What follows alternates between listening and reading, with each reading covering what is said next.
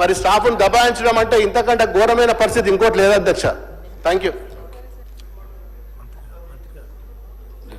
ఆదినారాయణరావు.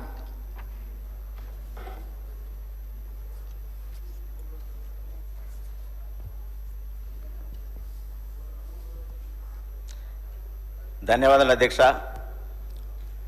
ఆశ్రయం పాఠశాల నుండి చదివిన విద్యార్థిగా ఈరోజు చర్చల్లో భాగంగా ప్రశ్నోత్తరాల సందర్భంగా నేను చదివినటువంటి పాఠశాల ఈ స్థాయికి తీసుకొచ్చినటువంటి ఆశ్రమ స్కూల్ వ్యవస్థలో నాకు మాట్లాడే అవకాశం ఇచ్చినందుకు మీకు ప్రత్యేకంగా నేను ధన్యవాదాలు తెలియజేస్తున్నా అధ్యక్ష. చాలా సంతోషం. ఈరోజు ఎన్నో ఏండ్ల తర్వాత ఆశ్రమ పాఠశాలలలో అదేవిధంగా వసతి గృహాలలో మరి డైట్ ఛార్జీ పెంచడం అనేది నా ఆదివాసీ గిరిజన విద్యార్థులందరూ కూడా చాలా హర్షం వ్యక్తం చేస్తూ ఉన్నారు. దానిలో భాగంగా మీరు ఒక పర్మిషన్ ఇస్తే ఒక 2 లైన్లు చిన్న పాట పాడాలనుకుంటున్నాను అధ్యక్ష.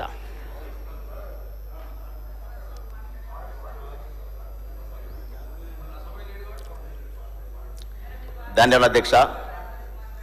నా ఆదివాసీ గిరిజన జాతి అంతా కూడా ఆశ్రమ పాఠశాలల్ని ఒక దేవాలయంగా భావించేటటువంటి తరుణంలో ఆలయం ఆలయం దేవాలయం ఇది గిరిజన ఆశ్రమ విద్యాలయం.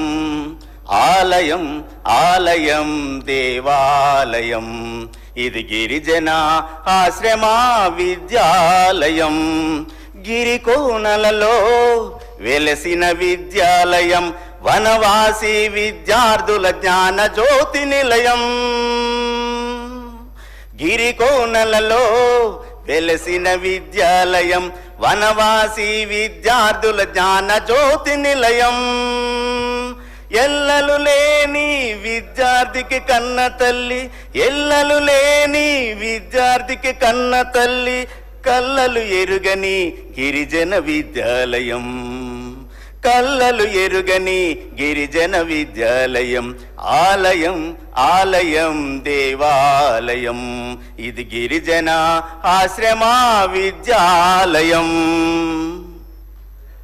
ధన్యవాదాలు అధ్యక్ష. ఈ తరుణంలో నా యొక్క ఆశ్రమ స్కూల్ యొక్క పాఠశాలల నుండి విద్యార్థి లోకం కూడా ఒక చిన్న మనవి కోరుతా ఉన్నది.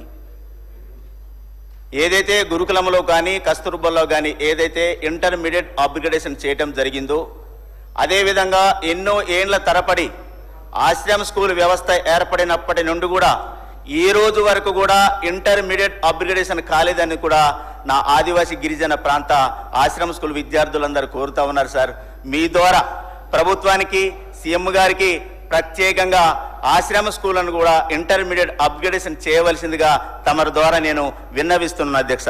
ధన్యవాదములు. అధ్యక్ష, అవకాశం